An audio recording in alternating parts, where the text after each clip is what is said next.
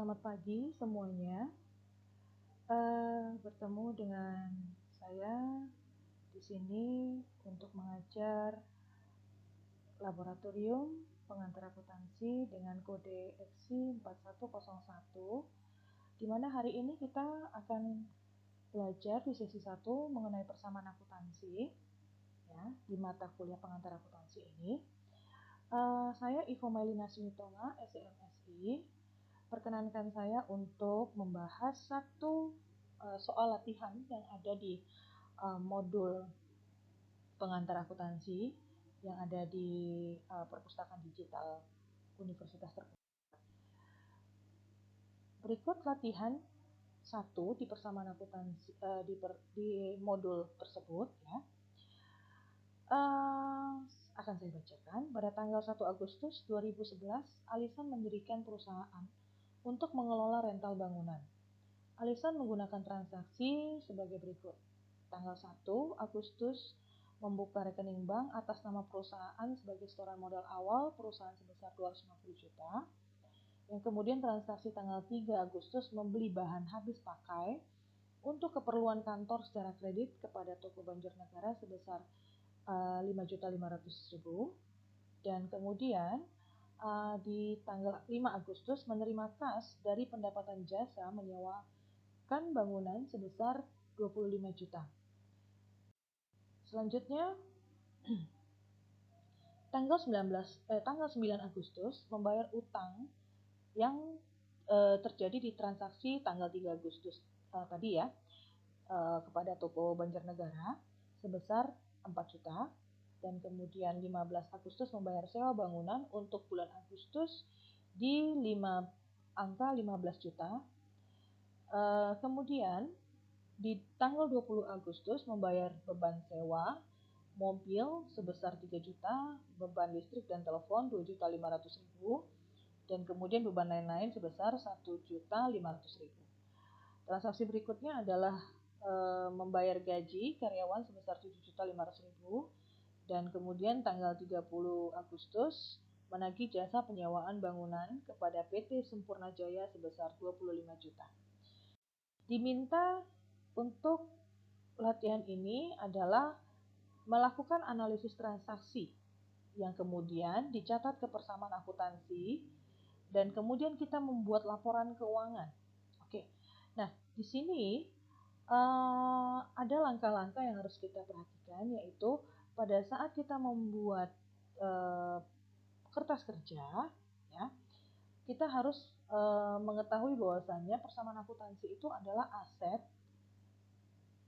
sama dengan liabilities ditambah dengan equity, atau aset sama dengan kewajiban ditambah dengan modal.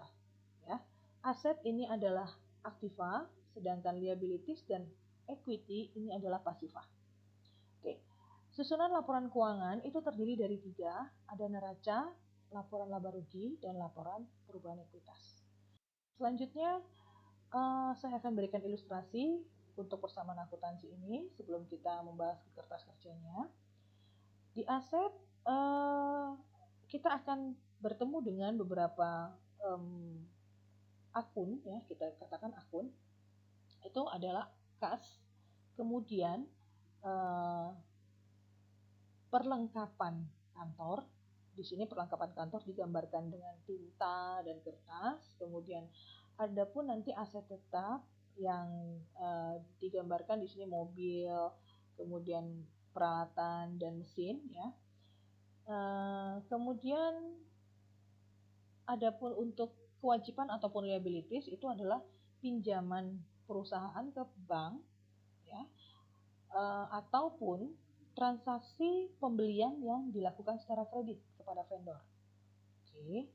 Nah, untuk equity sendiri adalah modal yang dimiliki oleh owner. Ya. Nah, mari kita bahas untuk latihan pertama sambil kalian buka juga modulnya. Untuk saya tidak mengulang kembali per slide ke slide soal, ya. Saya akan jelaskan pertama. Untuk transaksi di tanggal 1 itu ada setoran modal sebesar 250 juta yang berpengaruh di aktiva di golongan ataupun di akun kas, ya. Nah, kemudian untuk di sisi pasiva itu akan berpengaruh secara analisisnya ke modal sebesar 250 juta, ya. Nah, jadi di aktiva akan dicatat di dalam kas 250 juta, di pasiva akan dicatat di modal 250 juta. Oke, saya harap sampai di sini kalian bisa paham. Yang kedua adalah membeli bahan habis pakai, ya. Untuk yang tanggal 3 tadi di soal, bahan habis pakai itu merupakan perlengkapan, ya. Contoh kertas, pulpen, tinta yang masa pemakaiannya tidak lebih dari 1 tahun. Sehingga kita akan mencatat di aktiva itu dia sebagai perlengkapan sebesar 5.500.000, dan kemudian di pasiva karena ini kita beli secara kredit maka dicatat ke dalam utang sebesar 5.500.000. Oke. Nah, setelah ada dua transaksi ini maka kita harus wajib menambahkan untuk mengetahui berapa saldo aktiva dan berapa saldo pasiva. Apakah balance atau tidak. Maksudnya balance itu adalah angka aktiva harus sama dengan angka yang ada di pasiva jumlahnya.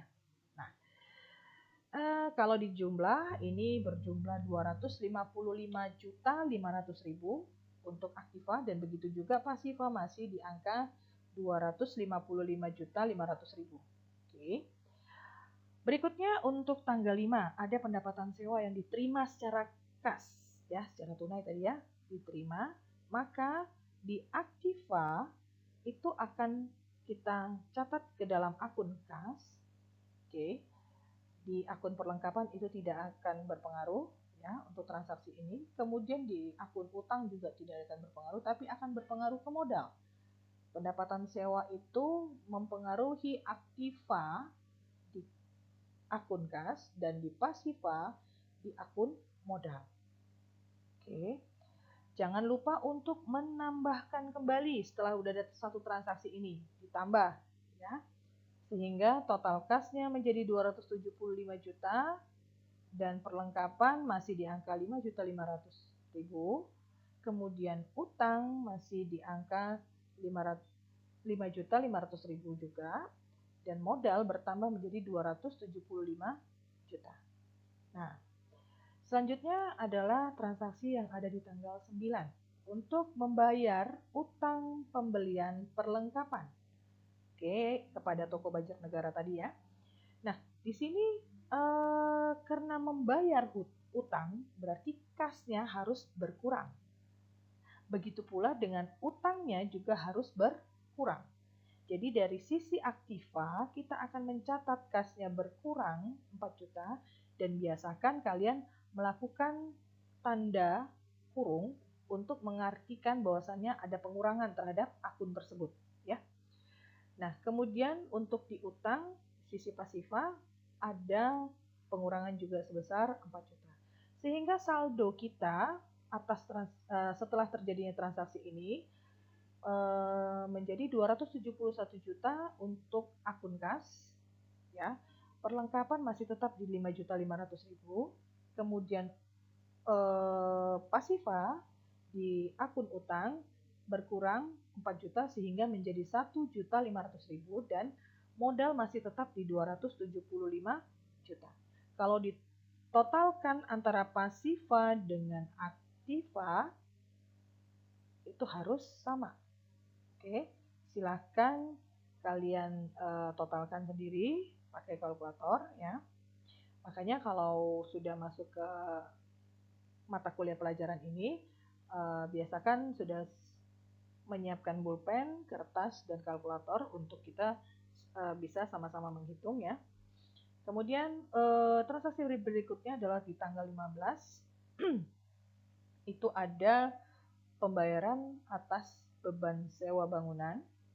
Oke. Di mana di beban sewa bangunan ini perusahaan membayar sebesar 15 juta, sehingga kalau membayar kan berarti di sisi aktiva kasnya akan berkurang 15 juta, dan di sisi pasiva karena ini beban, maka dia berpengaruhnya mengurangi modal. Nanti akan saya jelaskan kenapa pendapatan sewa menambah ke modal, sedangkan beban mengurangi modal. Ya, itu akan bisa kita jelaskan di hubungannya laporan laba rugi dengan laporan perubahan modal nanti.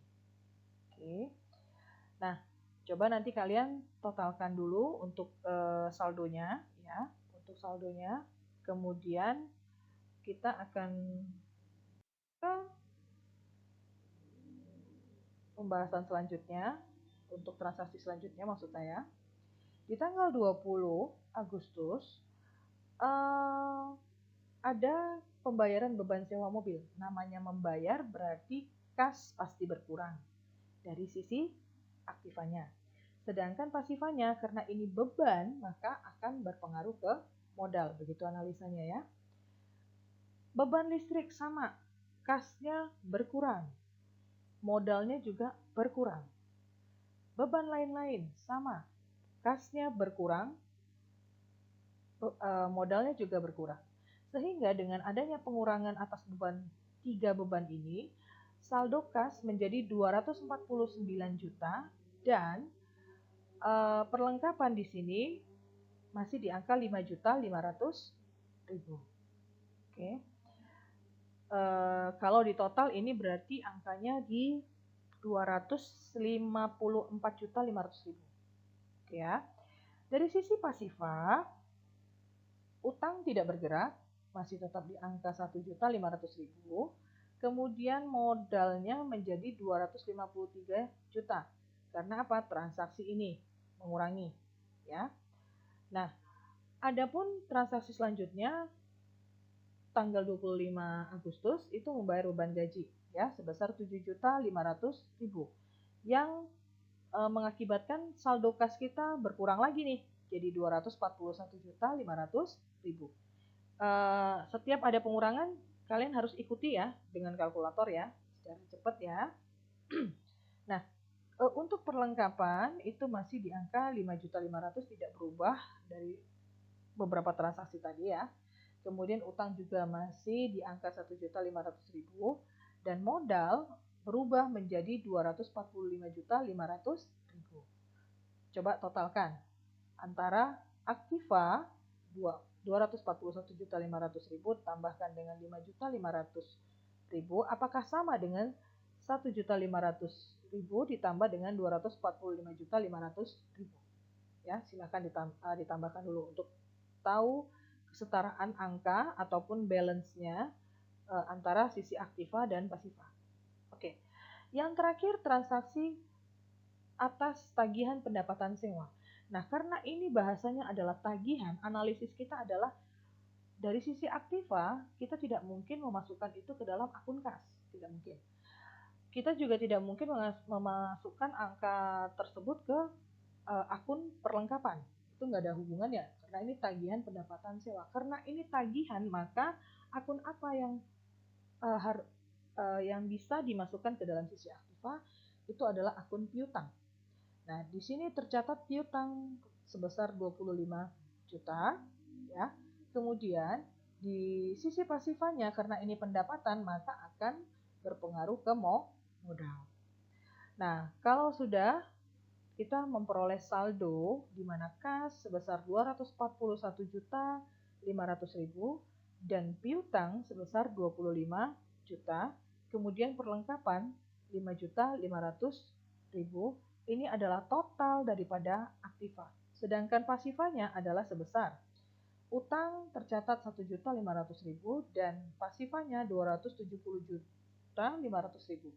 Oke, diingat angka-angka ini karena kita akan membuat neraca. Oke, selanjutnya berikut saya akan sajikan neraca untuk rental alisan per 31 Agustus 2011.